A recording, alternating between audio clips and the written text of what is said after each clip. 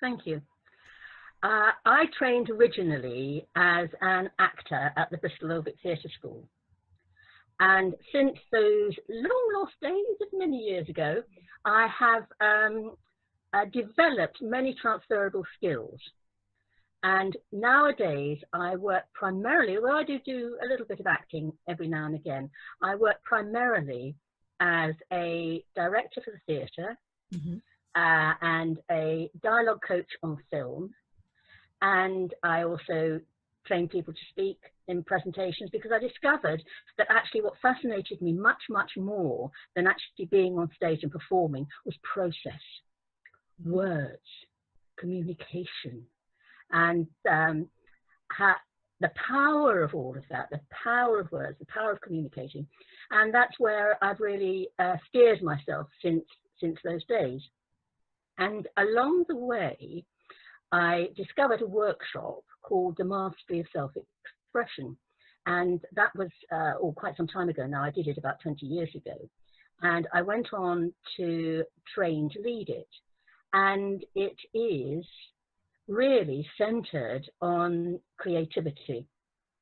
And it's also centered on what stops people, us, me, everybody, if we do feel stopped, from actually creating through everything that we do.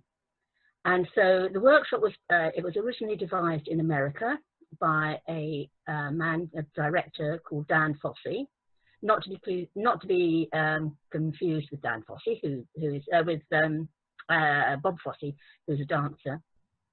And he was very interested in, he was at the time he was working for Paramount Pictures, and he was very interested in what stopped people, how criticism affected people and how criticism affected people's creativity.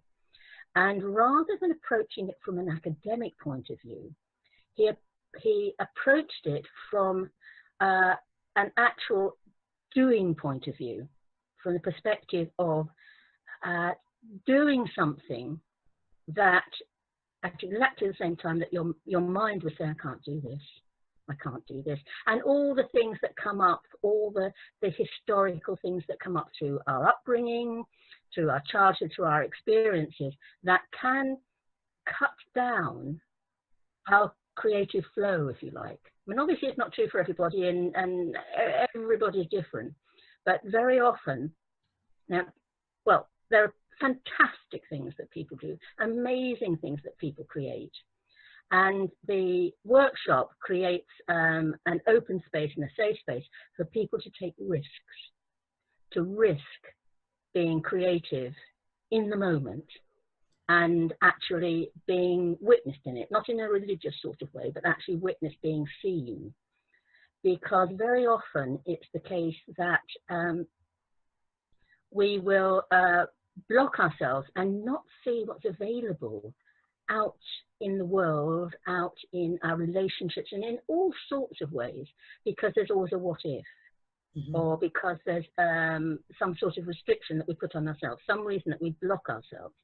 And this workshop is a really safe space in which to actually take a risk and see what happens. Because the other things very often, particularly I think with artists and very often with performers as well, is that we tend to not actually see, because we all think, oh, my art, oh, my art. This is true of visual artists as well.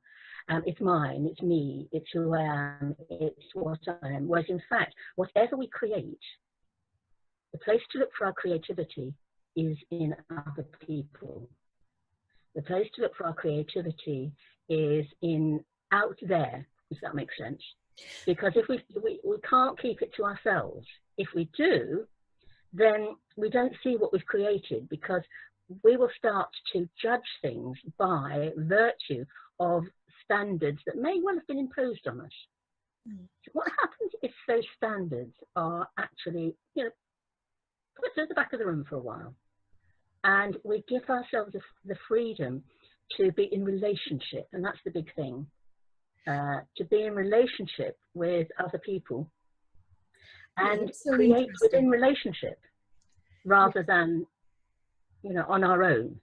Yeah, that's very interesting because you come from an acting background, and I know that a lot of actors and actresses, they find it much easier to say the lines, to communicate the lines that have been pre-written for them, but put them on a stage where even, they've been asked to do a speech accepting an award, and they go to pieces. They don't know what to say because they are much better at regurgitating lines that have been written for them. But when they come to say something creative without any pre-planning, those words don't come together. So the words we use, our self-expression, can be very creative when those words haven't been pre-written for us.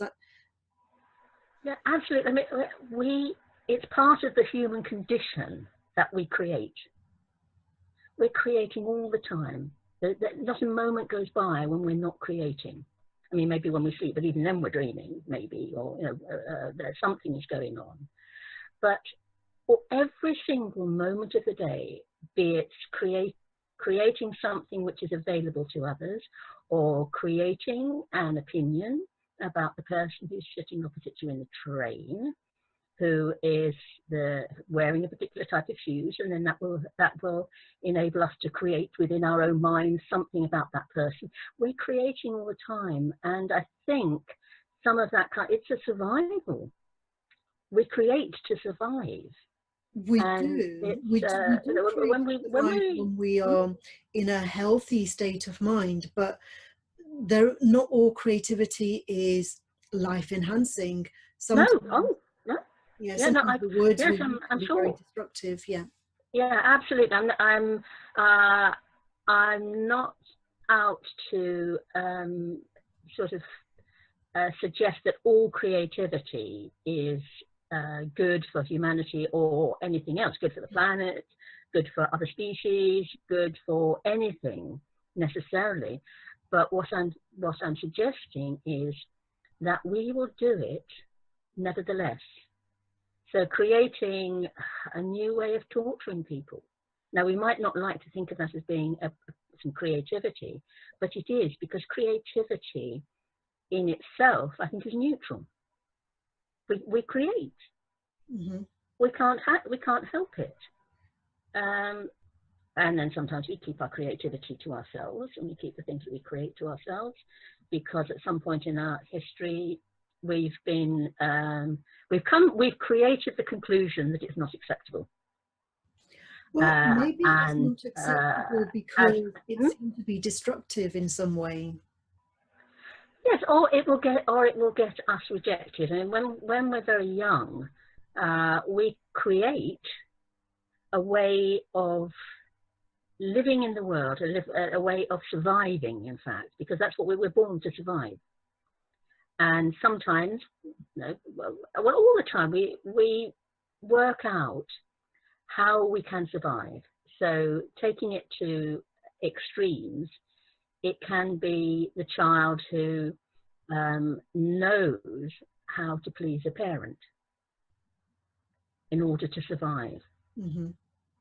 And sometimes, this is a good thing. Sometimes it's a crushing thing, or there are cases where we might actually suppress our creativity because we think our survival depends on it. Many, many years ago, I was on a bus, and I was sitting on the top of the bus, and I saw a lady with a little girl. I created the fact that lady might be her grandmother. I don't know, but that's what I decided. It was her grandmother. And this little girl had a big coat on because it was winter. She had a little handbag, and she had a bottle of pop, and she had a dolly, and she had some gloves, and she dropped her bottle of pop. And the woman turned around to her and said, "You're so stupid. Look what you've just done. You're so stupid." And whatever that little girl was doing, she was juggling all her bits and bobs. And I suddenly thought, I wonder how that's going to impact on her later. Will she get has the seed been planted in her to create a personality that is stupid? Unconsciously. But because a significant other has given her such a harsh and public criticism for something that she didn't have enough hands, her fingers weren't big enough. And so I think that we can get to a position where we forget that we're creating all the time, and because we don't necessarily think that what we're doing is in any way, shape, manner or form creative, but it always is, I think. And sometimes because we don't, our view of creativity sometimes is that in order for it to be creativity, it has to be a piece of music, or it has to be something, something visual, or something that one hears. It has to be a work of art. We create art, and that is true, of course. But we create relationships. We create bonds, we create ideas, and most, the things that are around us at the moment, everything has been created by someone. So I feel that creativity is a given. At the same time, the baseline for me is that we create all the time. We create all the time, and I think there is a value judgment put on it, and that if it is something which is of value, then it is considered to be creativity. But I think my baseline is that we create all the time. Yes, and people would say, well, that's the same as like saying, well, we act all the time. Not all actions are useful. Not all actions are valuable. So. No, I do appreciate what you're saying. I really do, and I do appreciate where you're coming from. I think that is always the aim, to use creativity for the betterment, and to create some wonderful things that will be really, really valuable to everybody, and to the planet, and to human survival, if you like, and human growth and human development. And I suppose what I'm saying is we have the seed, everybody has the seeds within them to do that. We all do. We all have the seeds to do that. And then it's when we get squashed or forced, or have a need to survive. And when I talk about survival, I'm not actually necessarily talking about survival in terms of life-threatening survival, although it's part of it. But we all have it. It's how we use it. That's the important thing for me.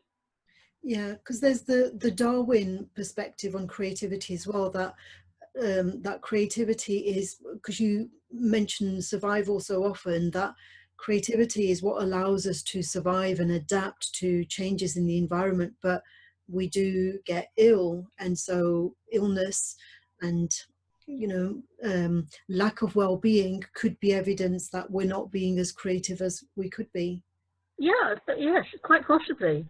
And then if you look at some people who have had terrific illnesses, terrific things that have happened to them that they haven't created for themselves, but then because there is a creativity with the support, they create the most amazing things.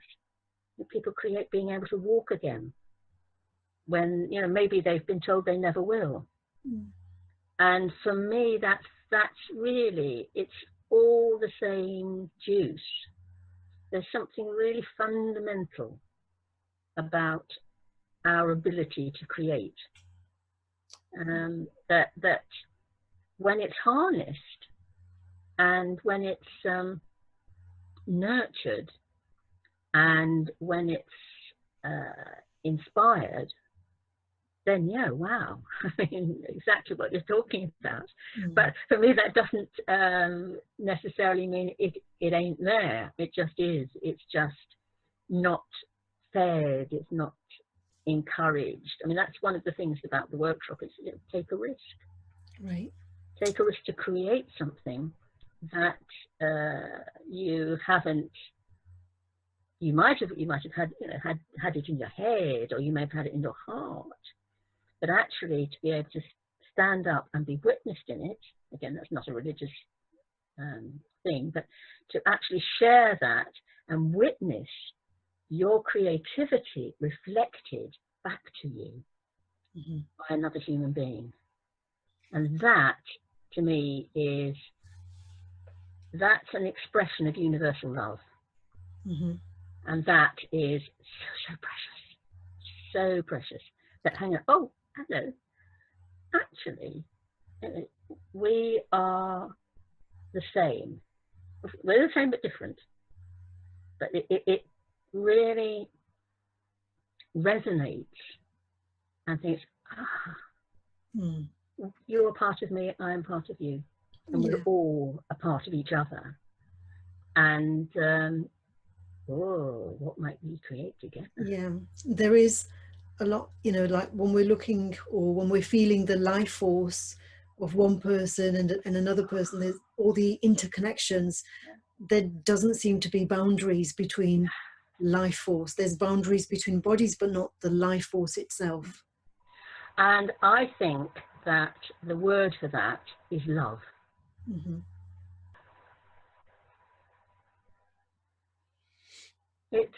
It's all around us.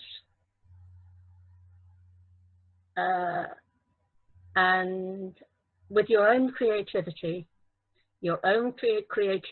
exists in another person.